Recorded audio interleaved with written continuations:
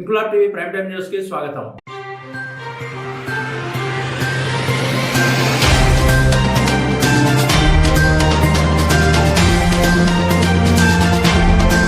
Secunderabad cantonment బోర్డును రాష్ట్ర ప్రభుత్వ మున్సిపల్ కార్పొరేషన్లో విలీనం చేయాలని పోరాడుతున్న కంటోన్మెంట్ ఎమ్మెల్యే శ్రీ గణేష్ మొదటి అడుగులో భాగంగా చేస్తున్న రిలే నిరాహార దీక్షను నేడు ముగించారు. చివరి రోజు దీక్షకు Telangana fisheries development corporation chairman మెట్టు సాయి కుమార్, టీపీసీసీ జనరల్ సెక్రటరీలు నర్సారెడ్డి, భూపతి రెడ్డి, పృథ్వీ చౌదరి, బీఎస్పీ నాయకులు రాజేందర్లు తమ సంఘీభావాన్ని తెలిపారు. రిలే నిరాహార దీక్ష ముగింపు అనంతరం ఎమ్మెల్యే శ్రీ గణేష్ మాట్లాడుతూ కంటోన్మెంట్ బోర్డును రాష్ట్ర ప్రభుత్వ మున్సిపల్ కార్పొరేషన్లో విలీనం చేయాలని చేస్తున్న పోరాటంలో కంటోన్మెంట్ ప్రజలు చేస్తున్న రిలే నిరాహార దీక్షకు భారీగా స్పందించారని, నియోజకవర్గ ప్రజలు, మేధావులు, కవులు, కళాకారులు, నాయకుల భారీ మద్దతుతో రిలే నిరాహార దీక్ష జరిగిందని, ఈ ఉద్యమం భవిష్యత్తులో మరింత బలపడి వివిధ రూపాల్లో కంటోన్మెంట్ బోర్డు విలీనం కోసం పోరాటం కొనసాగుతుందని, ప్రజాస్వామ్యంలో ఏది ఒక్క రోజులో సాధ్యం కాదని, దేశ స్వాతంత్ర పోరాటమైన, తెలంగాణ రాష్ట్ర ఏర్పాటు కోసం జరిగిన పోరాటమైన ఎన్నో ఏళ్ల పాటు కొనసాగి ప్రజల మద్దతుతో విజయవంతమయ్యాయని, తాము కూడా ఆ ఉద్యమాలను స్ఫూర్తిగా తీసుకుని ఈ కంటోన్మెంట్ బోర్డు విలీన పోరాటాన్ని భవిష్యత్తులో మేధావులు, పెద్దలందరితో చర్చించి వివిధ రూపాల్లో ఉద్యమాన్ని కొనసాగించి విలీనాన్ని సాధిస్తామన్నారు. భవిష్యత్ కార్యాచరణ త్వరలో ప్రకటిస్తామని, మా ప్రాంత ప్రజల పోరాటానికి మద్దతు తెలిపి సంఘీభావంగా నిలిచి దీక్షా శిబిరానికి వచ్చి మా ప్రాంత ప్రజల అభివృద్ధి కోసం మా అడుగులో అడుగు వేసి అందరికీ వెన్నుదన్నుగా నిలిచిన నాయకులు, వివిధ ప్రజా సంఘాలు, మేధావులు, కవులు, కళాకారులు అందరికీ మా నియోజకవర్గ ప్రజల తరపున ప్రత్యేక ధన్యవాదాలు తెలియజేస్తున్నారు కంటోన్మెంట్ ఎమ్మెల్యే శ్రీ గణేష్.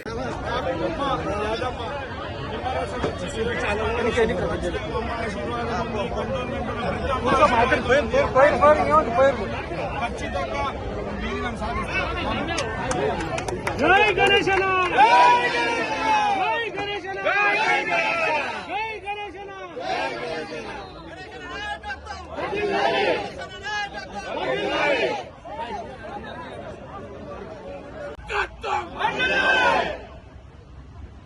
ఈ కంటోన్మెంట్ బోర్డు ని జిహెచ్ఎంసీలో విలీనం చేయాలని ఎన్నో సంవత్సరాల నుంచి మనందరి డిమాండ్ ఉంది.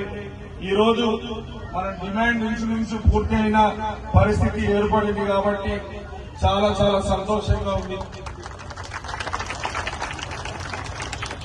అప్పుడు అందరూ వారి ఇంట్లో వారికి సమస్య వచ్చినప్పుడే మాట్లాడుకోరు, కానీ ఈ 8 రోజులలో ప్రతి ఒక్క ఇంటికి తెలిసింది ఈ డిమాండ్ న్యాయమైన డిమాండ్. ఈ డిమాండ్ నెరవేరాలి. కేంద్రంలో ఉన్న బీజేపీ ప్రభుత్వం దిగి రావాలి, మనకు సపోర్ట్ చేయాలి, విలీనం జరగాలన్నది ప్రతి ఒక్కరికి తెలిసినందుకు ఈ 8 రోజులు కూర్చొని రాష్ట్రంలో కూడా ప్రతి ఒక్కరు ఈ రోజు మాట్లాడుకుంటున్నారు.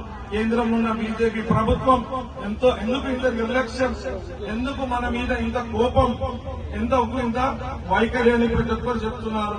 ఎందుకంటే 2020లో బోర్డు డిజాల్వ్ అయితే 26 దాకా నామినేటెడ్ వ్యవస్థను కొనసాగించడం, మరొక సంవత్సరం అదే మాదిరిగా నామినేటెడ్ వ్యవస్థను కొనసాగిస్తుంటే రాచరిక వ్యవస్థన, ఇది ప్రజాస్వామ్యమా అని ప్రతి ఒక్కరూ ప్రశ్నిస్తున్నారు. ఈరోజు మన దీక్ష ద్వారా యావత్ బీజేపీ పార్టీ వాళ్ళు కూడా ఏం మాట్లాడుకుంటున్నారంటే పార్టీ వాళ్ళని చెప్పుకోవడం కూడా ఇబ్బందికరమైన పరిస్థితి ఏర్పడింది. ఎందుకంటే బీజేపీ వాళ్ళు స్పందించలేదు. నేనన్నా నిన్న మనము ఈ దీక్ష విజయవంతమైందనే దానికి మొదటి విషయం నిన్న ఈటల రాజేందర్ ఎంపీ గారు ఒక విషయం చెప్పారు. న్యాయమైన డిమాండ్ చాలా సంవత్సరాల నుంచి ప్రజలు ఎలక్షన్లు కూడా కోరుకుంటున్నారు, మెర్జర్ కూడా కోరుకుంటున్నారని నిన్న ప్రెస్ మీట్ లో వాళ్ళు చెప్పారంటే అది పెద్ద విజయం అన్నమాట. బాధాకరమైన విషయం ఏంటంటే నాతోటి కాదు, నేను ఏమి చెయ్యలేని కూడా చెప్పకని చెప్పేసి ఎలక్షన్ లో ఓట్లు వేసుకున్నప్పుడు అవసరమైతే మన పార్టీ అయినా మన ప్రభుత్వం అయినా కూడా ప్రజలకు నష్టమవుతున్నప్పుడు నోరు విప్పి మాట్లాడాలి, మన సాధక బాధలు పెద్దలకు చెప్పాలి. ఆయన చెప్పాల్సింది నేను పార్లమెంట్ లో డిఫెన్స్ మినిస్టర్ తోటి మోదీ గారితో మాట్లాడి చేస్తా అని చెప్తుంటే నేను కూడా హర్షించేవాళ్ళు, గొప్ప నాయకుడని సభాముఖంగానే చెప్పేవాడిని. కానీ ఆయన అలా చెప్పక న్యాయమైన డిమాండ్ అని చెప్తుండు, ఎన్నో సంవత్సరాల నుంచి కోరుకోకరని చెప్తుంది, కానీ నేనేం చేయలేనని చెప్తుండు. కేంద్రం ఇస్తే నేను వద్దనలేను, అట్లానే అడగలేను అంటుంది. ఎలక్షన్లు అయితే పెట్టాలి, పెడతలేరని అంటే అర్థమైంది. మనం అందరం ఎన్ని రోజులు దీక్ష చేస్తున్నారు. ఇంతమంది ఇక్కడ ఉండడమే కాదు, ప్రతిరోజు పొద్దుటి నుంచి సాయంత్రం వరకు మనకు మద్దతు చేయడానికి ఎంతో మంది విచ్చేసి మద్దతు తెలుపుతున్నారు. కాలనీ వాళ్ళు, బస్తీ వాళ్ళు, మత పెద్దలు కావచ్చు, యువకులు కావచ్చు, మహిళలందరూ, మహిళల ఎన్ని డిపార్ట్మెంట్స్ ఉందో అన్ని డిపార్ట్మెంట్స్ వచ్చి కూడా ఇవాళ మద్దతు ఇచ్చారంటే ఇవన్నీ ఇంటెలిజెన్స్ ద్వారా, ఐబీ ద్వారా కూడా అందరికీ అర్థమైంది. ఈ డిమాండ్ ఒక కాంగ్రెస్ పార్టీలో ఒక శ్రీ గణేష్ కాదు, యావత్ కంటోన్మెంట్ ప్రజల డిమాండ్.